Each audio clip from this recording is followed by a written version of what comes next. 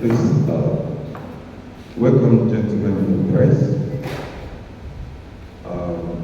First, I'd like to thank you for your patience and for having waited for us to this moment. My name is Great Imo Jonathan. I represent Diaspora Action for Democracy in Africa. I'm sure most of you are not familiar with this organization because it is one of the newest organizations on the continent of Africa that is engaged in ensuring good governance, progressive democratic governance, and the development of Africa. And today's press conference, we'll be looking at two important issues. Why do we invite you here? First, we know that recently we had elections in Nigeria. The election has come and gone, but we are not over yet with the outcome. Secondly, recently we had an accident in the Czech Republic, and it is a current affair. And as members of the African community living abroad, with presence across the African continent, we want to lend our voice to these issues. But before we go on, first on the agenda, as I mentioned, is about the elections and the ongoing election petition at the election petition tribunal. It is important that I mention to you first that this press conference is to give voice to the letter that have already been sent to the election petition tribunal. And I want to also mention that apart from the election petition tribunal, there were organizations and institutions that were also copied. That includes the Chief Justice of Nigeria, the President of the Court of Appeal, the National Judicial Council. So before holding this press conference today, this has been sent to them and this was properly acknowledged. And they haven't acknowledged the receipt of this letter, which you can see here. You can see them all stamped here. This is their stamp. There is an acknowledgement copy.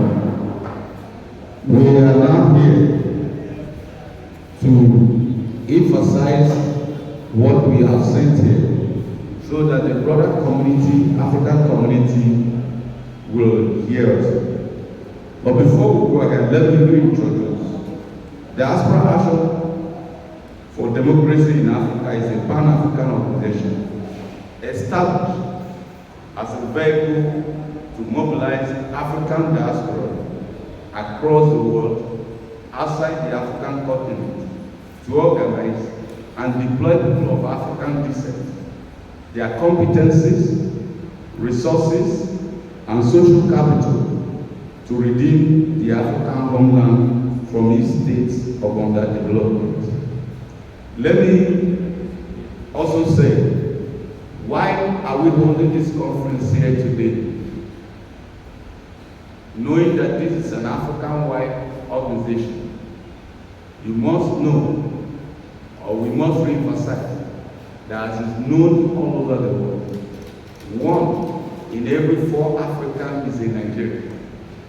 And I can tell you that across Africa, everybody is looking up to Nigeria, even the world in general.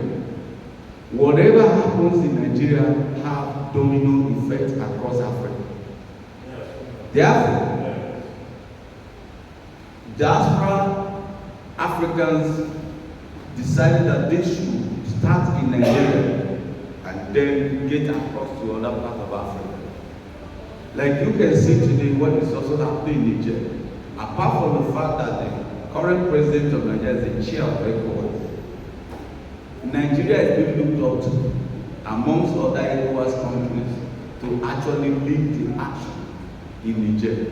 Hence, the Diaspora community believes that whatever that is done in Nigeria will have domino effect across Africa.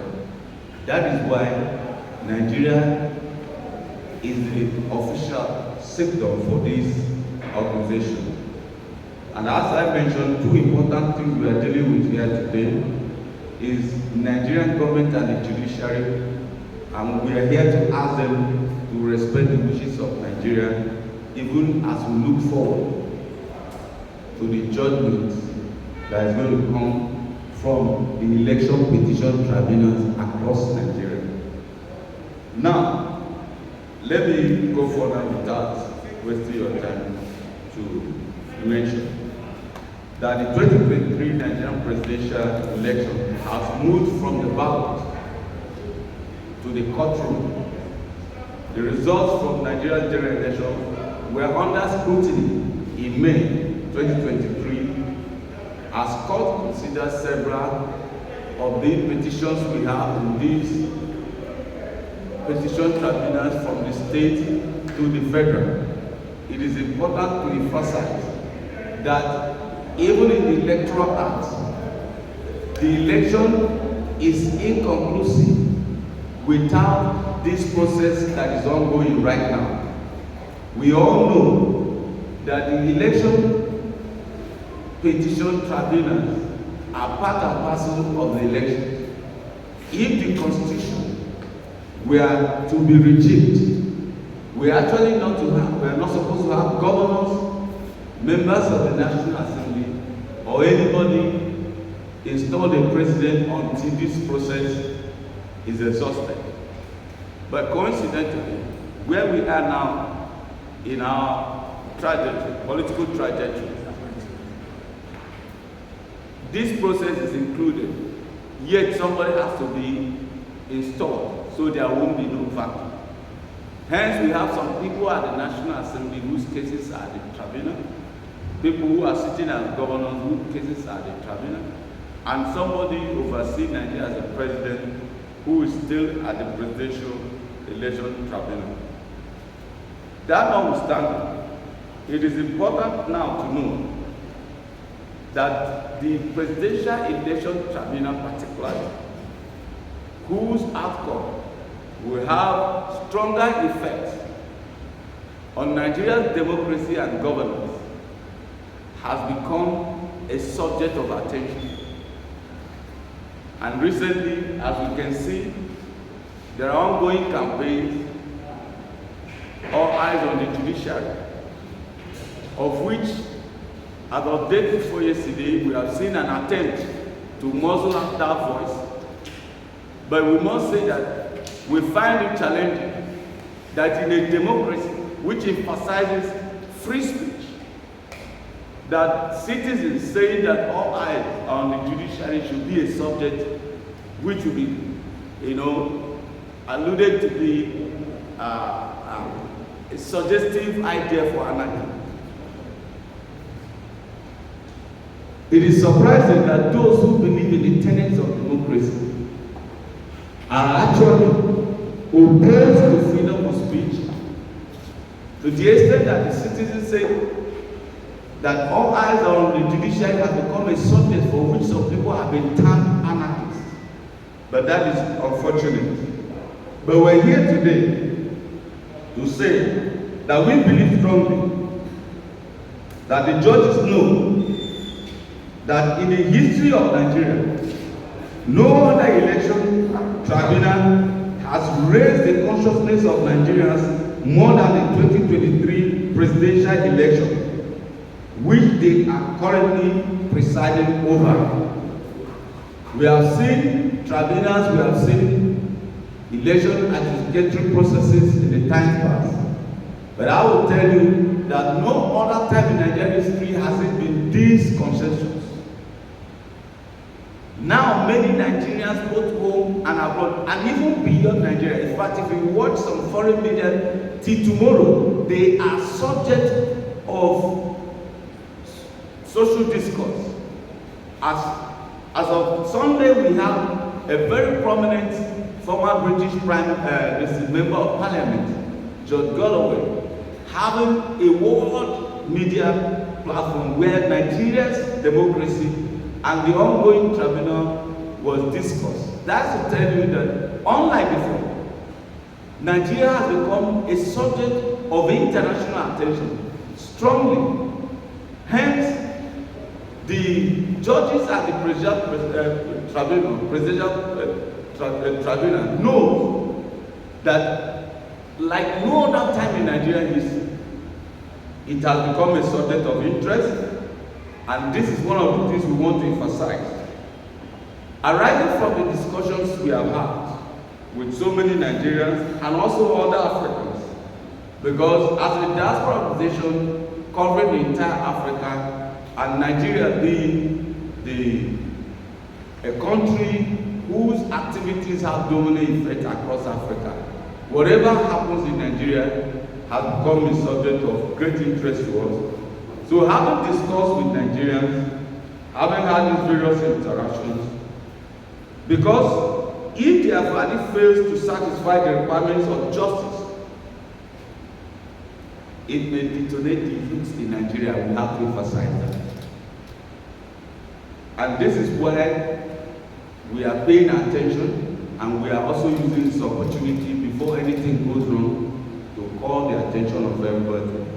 Hence, we agree with one of the authors in this ongoing subject, Reverend Father John Ode, who wrote, and I quote, "The lessons we can learn from the NSAS protest and the 2023 election is this: when the people are paying and peeling against the wall of despair, when they are unjustifiably compelled to be poor, miserable, and hopeless, when they are systematically denied of their sources of decent living, when they can no longer trust their leaders, when they have justifiable reasons to be angry, when they cannot trust the police as the guardians of the law and order, when the law that should be their last hope turns around to become their worst enemy, with the result that they cannot trust the justice system, and finally when the nation itself ignores justifiable rage of the neglected younger generation, as it happened during the NSAS protest of October 2020 and during the electoral savagery of 2023 elections. There is the threat of some violent implosion or explosion unless the situation is redressed. Therefore, we need to emphasize that Nigerians have been patient because they believe in the rule of law, and because they understand that even the election petition tribunals are part of the electoral process. And in exhausting these processes, they want to see justice. Nigerians cannot continue to be taken for granted. Like I have emphasized, that for the simple reason of raising a banner, calling on the attention of the judiciary to say that all eyes are on you, some people are already threatening anarchy. You can't guard the people in a democracy and claim to be a democracy. And we want to emphasize that today. The judiciary is the only institution that has all it takes to save this country from the threat of implosion. All eyes have been on the judiciary because of Nigeria's respect for the rule of law. It does not mean that the members of the Presidential Election Tribunal are in a better position in this case to tell Nigerians the person who won the presidential election. Nigerians do not wait for the court to tell them the winner of any election. It is the electorate that should tell the court, because they know more than the court. Nigerians voted. In fact, let me emphasize here that without prejudice, so any party, whether in power or out of power, that every political party had what the constitution rules. In their situation rules, they had election collection centers from different wards to local governments, to state, and to the federal. And I don't think those challenging the outcome of the election are ignorant of what they are saying. And if you have listened to various political parties, they will tell you that the result they have on hand differs from what INEC have announced, despite the fact that INEC have insisted that they have done their job well. Hence, according to the electoral, it now falls on the judiciary. But we want the judiciary to know that it is not as if Nigerians did not know who they voted for. It's not as if Nigerians did not witness some of their comrades being denied the opportunity to vote in certain parts of Nigeria. It's not as if Nigerians are not aware that over 80 people were killed, men, during the last election. It is not as if Nigerians do not know that some people were stabbed. An outcome of election in certain places were not as even announced in the polling unit. Hence, what Nigerians simply expect the judiciary to do is to take all this to cognizance in what? In delivering justice. We deplore the threat by a candidate in the election against the judiciary that if he is removed for not measuring up to the demands of the electoral law of the land, there will be chaos and anarchy. Nobody is bigger than this country. Nigeria belongs to all Nigerians. The use of threats, the use of subtle threats is anti-democratic. And we want to emphasize it here that the diaspora community, African diaspora community, will not tolerate that. And let me say this, for those who may think that, what is this African diaspora community all about? Why are they involved? Why are they interested? If you listen to the Central Bank Governor of Nigeria as of day before yesterday or 2 days ago, you will hear him make reference to diaspora remittances as part of their strategic plan in mitigating the floundering exchange rate of the naira. A community of Nigerians that remit over $22 billion into this economy, where the national annual export value is $18 billion, has greater impact on this country, more than many people can. They are Nigerians who have lived here, who have relations here, who have come here every day, who have investments here. They are Africans who want their home countries to grow. Hence, they are critical stakeholders and must be respected. And they are here to say that no one Nigerian is bigger than all of Nigerians. The subtle threat that if one person is removed and the rule of law is observed will bring anarchy is unheard of and cannot be tolerated, irrespective of who that person is. Some people have ruled this country before and they are no more here. Some have ruled the country at the level of states, they are no more their state governors. Some are in government today, they will not be here tomorrow. But one thing that is consistent is that this country will remain, and no one person's interest or position or ambition should be more than and greater than this, the interest of this country. And let me say that, having said that the removal may instigate anarchy, we must also say that those who are calling for anarchy should be careful, because we know that no person has the monopoly of violence.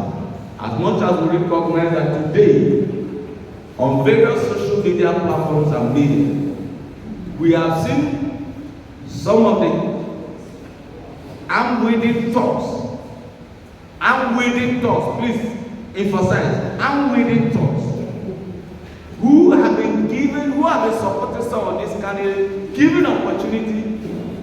to appear in the villa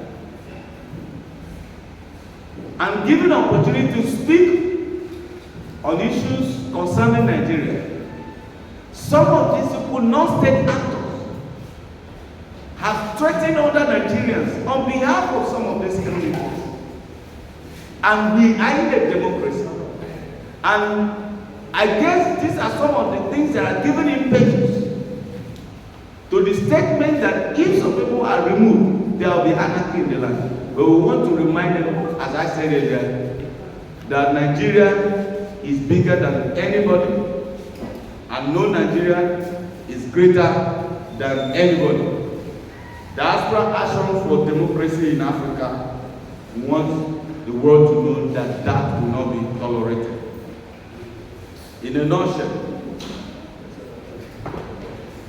no matter how or whatever the opinions might be, we encourage the judiciary to do the right thing.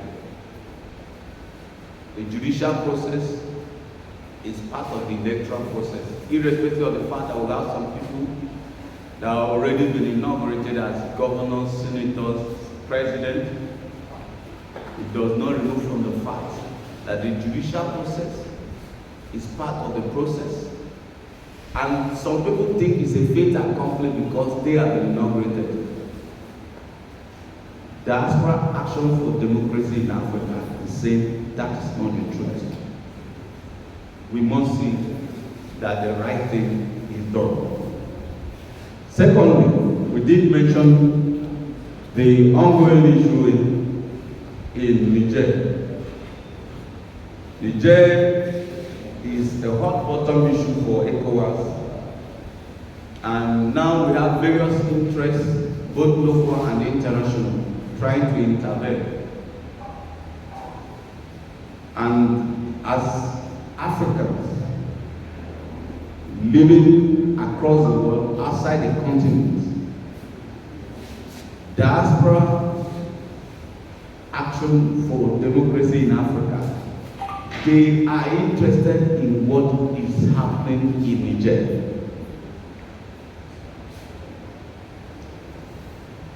Because today, the crisis that started in Libya have ravaged entire Sahel and may actually have been intrinsically involved in the crisis in Niger today. And as Africans who are making their contributions to the development of their countries and Africa, we have to say it. And this is why we're saying that the regional leaders indeed have had their emergency meetings, and President Tinubu, being the chair of ECOWAS, have also made the world to know what is on the table, including the use of military force, and has actually spoken about a standby force by ECOWAS as one of the options on the table. We all cherish democracy. Diaspora Action for Democracy in Africa believes in democracy, actually wants democracy. But when we have interactable issues like this on our continent, the ways and measures we take to deal with them, to ameliorate the situation, is critical. We already have many conflicts in different parts of Africa that is what stunting development, undermining growth, and also bringing economic hardship from Libya to Sudan to Mali to Burkina Faso to Niger, even to Nigeria. And if you look at the trajectory, before the year 2003, 2004, there were less than 15% incidents of terrorist attack in Africa. But in fact, since after the fall of Libya and the ongoing crisis in Libya, you have had more than 2,000 terrorist attacks on the continent of Africa. What are the issues that are prelude to this matter? Some of them were as a result of the political crisis in some of the African countries that were not managed well. When we had issue in Libya, and the issue in question was about how to institutionalize democracy. Rather than go through the diplomatic means, Africans allowed foreign interests. They allowed external influence to engage in Africa to the extent that 6 presidents representing the AU who are sent on a mission to go and find peace in Africa we are stopped by foreign interests from going into that mission, threatening to shoot down their aircraft. And that is very absurd in the 21st century. Diaspora Action for Democracy in Africa, coming from this background and of knowledge, hence want to emphasize there is need to please emphasize and maintain the use of diplomacy in trying to settle the issue in Niger. There are a lot of intricate issues involved. Even right here in Nigeria where we're seated, Nigeria shares over 900 miles border with Niger, with so many of those who constitute a large population of Nigerian population having relations in Nigeria. A crisis in Niger will affect Nigeria. A crisis in Nigeria will affect West Africa. A crisis in West Africa will affect Africa. As much as Diaspora Action for Democracy in Africa wishes for the restoration of democracy in Niger, we want to emphasize that it is a very high-risk issue. In wars of Paul Ejime, an ECOWAS and AU conflict resolution consultant, he said, and I quote, apart from the possibility of a military confrontation escalating into a catastrophic war, and the consequences of military intervention in a complex environment can be better imagined than experienced. When it happened in Libya, a country that had been a prosperous nation for over 30 years, at that time, emotions were high, reason were low. And eventually, the intervention have brought that country to its knees today and is affecting the whole of Africa. Today, we can see the proliferation of light arms and weapons across the Sahel, even affecting the biggest economy in Africa, being Nigeria. Therefore, regardless of the position taken by various parties that have direct and tangential interests in Niger, primacy must be given to dialogue and diplomacy towards a resolution with minimal disruptive impact on Nigeria and the West African region. Whereas ECOWAS authorities have indicated that they remain open to various conflict resolution options, diplomacy should remain the overreaching imperative to resolve the potential crisis. The people of Niger must be allowed, via their national institutions, the opportunity to revert quickly to a representative democracy, while ECOWAS must seek to discourage the spread of military dictatorship in West Africa.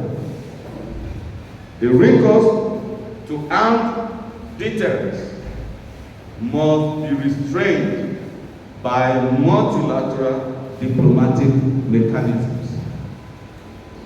Please, we want to re-emphasize. Diaspora Action for Democracy in Africa, we want to re-emphasize. Africa belongs to Africans. Africa belongs to Africans. As of this minute and as of this moment, despite the military intervention, no blood has literally been shed in Niger. And any activity, any event, any involvement, any kind of engagement that will lead to the shed of blood in Niger, in West Africa, must be discouraged. We must recognize the relationship Africa has with the global world. The multilateral organizations, including the United Nations and other partner organizations like EU and the rest of them. Why that is the case? What has happened in Niger is an African affair, and Africa throughout its history have had a process for resolving conflict, including the use of arbitration processes. Diaspora Action for Democracy in Africa is seizing this opportunity to emphasize what many experts, diplomats, and opinion holders have said. Let's avoid what has happened in Libya, that have turned the Sahel into the hotbed of terrorism in the world. Please, let's avoid any reason for which there will be arms and military intervention in Niger. Whatever diplomatic structure and strategy that have to be used must be used.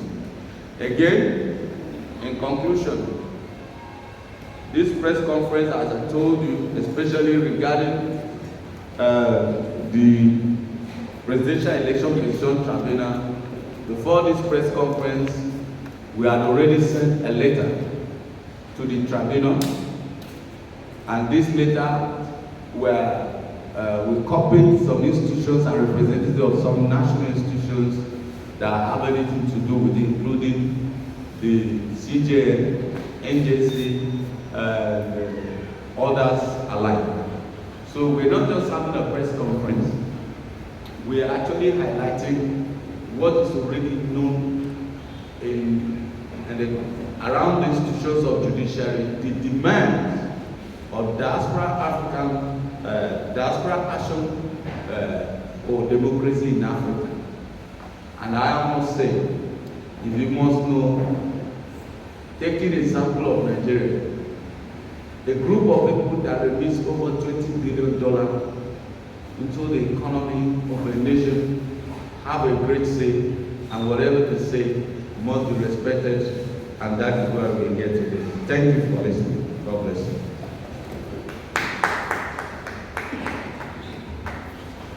Please, we're ready to take some questions.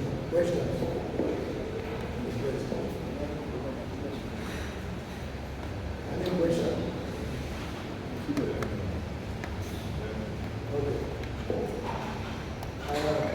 Please, somebody should help.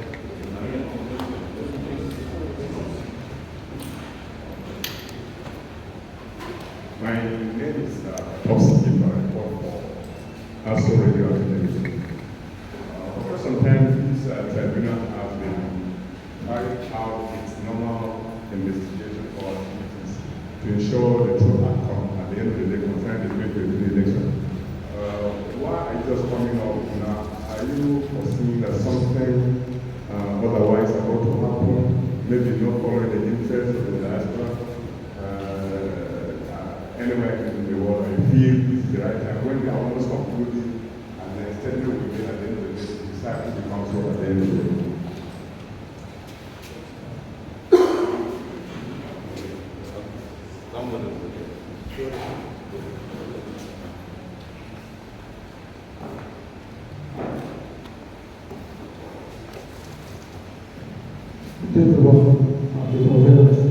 My name is Orion of News.Band. My name is Orion of News.Africa. I just want to know whether this letter was sent to AU and the National Assembly here. Thank you.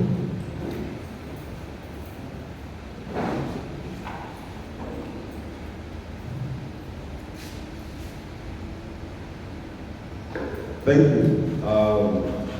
The first question was as to why the organization Diaspora Action for Democracy in Africa is coming up now with a press conference We believe in democracy, we believe in judiciary, we believe in all the institutions of democracy. What we're simply doing is to give a voice to what is already happening. It is a reminder about the issues at stake. And there is no better time other than now. And we have also seen, especially in Nigeria, where even judgment were given, despite what everybody knows is the literal rule of law. I mean, not even amongst the cases that are yet to be decided, those that are decided even within this period of election cycle. We had a case where some people who ran for presidential election, irrespective of the Electoral Act 2022 as amended, which does not permit people to run for two positions in one election cycle. You have had in this Nigeria, where such people who ran, whose posters were everywhere, who ran not just for presidential election, stepped down from running for presidential primaries, went to be conferred with a ticket for a senatorial contest, where they were never known to be in that primary. These are some of the aberrations we see. And these are some of the things that makes one to feel that a judiciary that is that unconscious to give such judgment in the face of the literal law, in the face of the constitution, which is known to even the layman. Such judiciary need to be reminded that with such judgment, and if such continues, we are endangering that same democracy that empowers the judicial institution, that empowers the society, that empowers those who want to support government. Judiciary is always said to be the hope of the last of common man. Let it not be the hope of the rich, the bourgeois, and those who can muscle their way in any country or in our country or in our continent. Hence, it is important that we come about this time to remind them also that their expected role performance in democratic government. Number two, my brother for News.Africa.com. This letter was actually the first letter I showed you, which is the letter was written to Presidential Election Petition Tribunal, was copied to NJC, the CJ, and other institutions. But this particular second segment, which I think you were referring to, which has to do with our observation and advice regarding what is happening in Niger, we get to them as well, because an ongoing issue is a current crisis, and part of what we're doing right now to give voice to this is this media press conference. From here, we know you will help us advance our voice to those who should hear, while other end channels are being involved to actually get across to them. Thank you.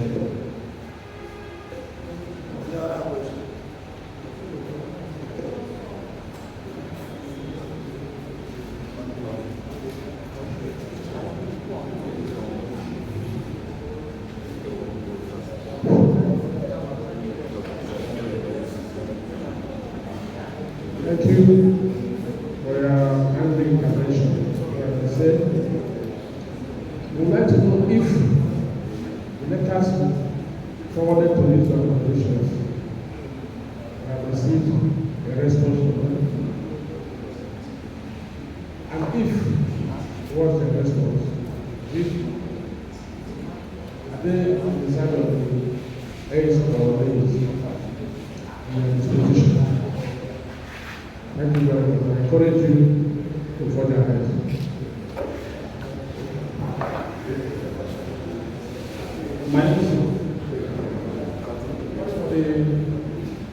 My name is Sonny Moss. I write for the National Service. Thank you. My name is Society, and I work for Nigerian people. Nigerian? Nigerian people. You spoke about advancing democracy and the importance of the judiciary in ensuring processes are correct, particularly upholding the laws. Could you, for the sake of, for the importance of exactitude, cast our mind to those persons who you have said were have to run 2 elections in 1 election cycle and yet are beneficiary of electoral victory in this same cycle? Thank you.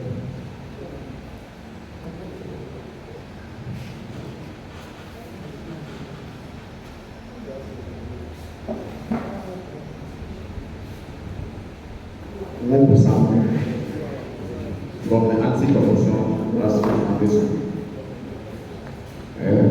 The speaker has done well in the presentation of the talk.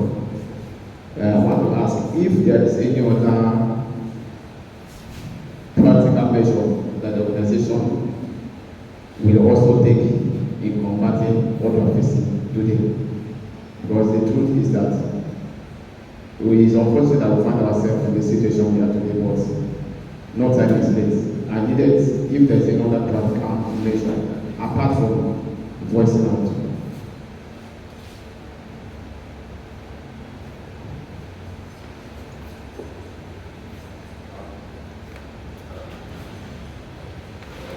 Thank you.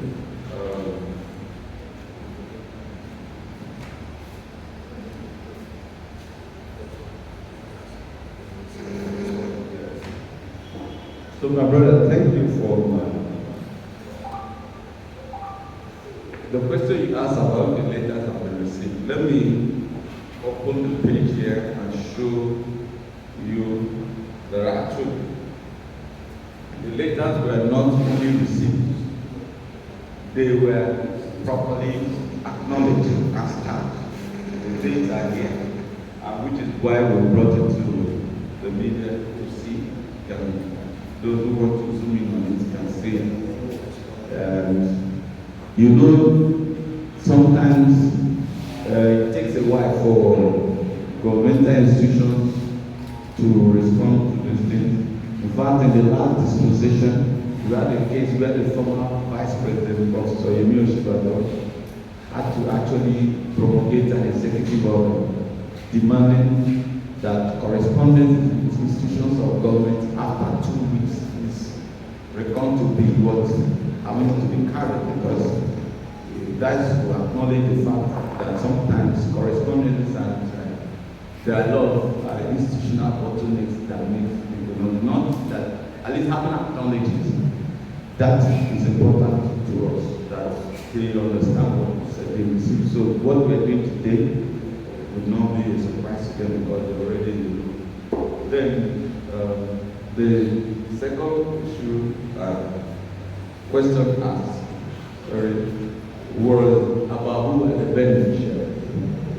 To be honest with you, you are a media person and a highly reputable media organization that played a role in the struggle for independence of Nigeria. I wouldn't be sure you don't know about who those are. It has actually been discussed in various platforms, and we don't want to, we're not here to antagonize individuals because it can be misconstrued. But we want to say that these things are in the public domain, everybody, but we are pointing to them as issues that undermine democracy. I knew from the time Tribune started from Ibadan way back under late Paolo Sage, and one of our respected founding fathers, who once emphasized in one of his oratory presentations that a society governed by law is better than a society governed by men. We're not particular about men. We, in the words of power, I will want to say we want to believe that the law should always be respected. If we have an electoral act where it was demanded that you cannot participate in 2 different elections in one election cycle, whoever has done it undermines democracy and whoever is the judicial officer, because we're not making a blanket statement here. For example, my sister here just also brought to my attention, which most of us have seen on social media yesterday at the day. We have Justice Azinga, the lady Flora Azinga, who is overseeing the Election Sexual Tribunal in Kano, where she was emphasizing that some people were making effort to bribe the tribunal, and where she was warning them to desist from doing it. She even went as far as saying that some senior advocates of Nigerians were involved in this audacious, dangerous, manipulative engagement to undermine judiciary. And these are things we are saying. So we're not saying something that is not even known, because the member of the judiciary is now lamenting. So this gives credence to the ongoing campaign that all eyes on the judiciary should be. In fact, it is enough that the member of the judiciary who is leading a major tribunal in Nigeria is already voicing out. Who knows how many more? This is actually a reason why we should pay more attention. My brother from the corruption, your question is very challenging. Apart from doing this, if you read the introduction, I want to remind you that apart from voicing out, this is what Diaspora Action for Democracy also represents.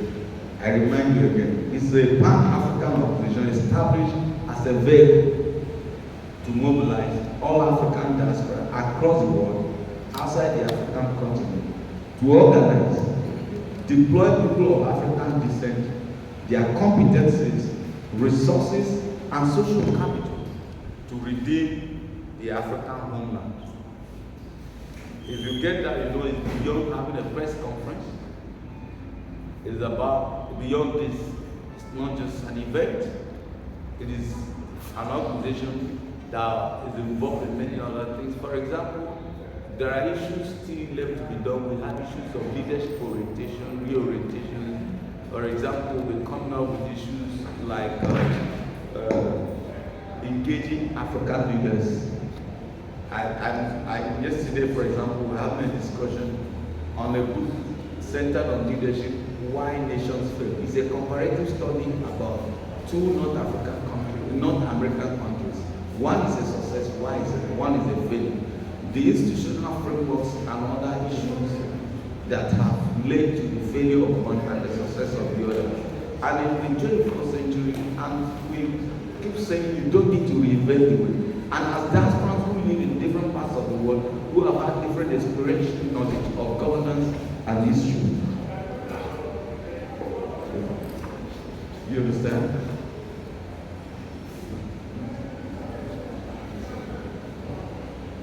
You understand? So, if you consider their experiential knowledge about governance across the world, in countries where Africans live, they have accumulated enough knowledge to help transform nations. In fact, let me tell you, if you go and study the rise of China, the re-emergence of China. China is an ancient civilization, over 5,000 years, have been a global power at the times past, but have no conquest ideology in its destiny.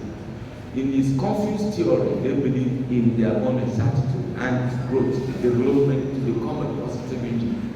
Yet, at the time they failed.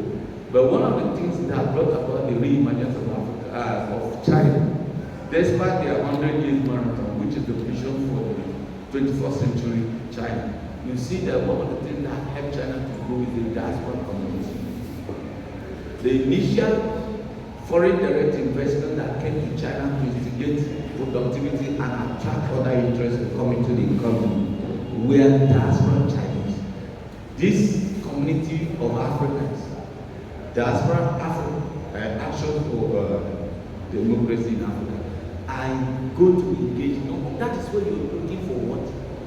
A wet ground. Some of them have relations. I know of a Nigerian, for example, in the US, who is an economic ambassador to the state of Texas, bringing billions of investment from many people to America, those who already have, but they can't come here because of issues of rule of law. You have a country where somebody signs an MOU on behalf of government, and tomorrow, because that person is not there, what he signed on behalf of government is jettison. That is why you have an arbitration in the UK, where Nigeria now is being asked to pay 11 billion for a project where the foreign entity has not even put $1 in Nigeria, but because we renege on agreement. Those are things that issues that borders the rule of law, how it affects society. So if these diasporas as contributing to the economic development, these things are not made relevant to our knowledge. We will not know how it affects everybody. The poverty here, the failure of the social disharmony, we are all part of this. And this is why the diaspora community is beginning to say that no. In the times past, you have believed that who will get it right. But like it's the Jewish diasporans who made their homeland country the most technologically advanced, literally. 60% of global patent in technology and security is coming from Israel. And the country of Israel was established by the diaspora community. China, India. Today, India is doing the same thing. So we Africans must take a clue. And that is what it's all about. Actually, it's beyond the president. Thank you. Thank you for coming once more. God bless you. Thank you.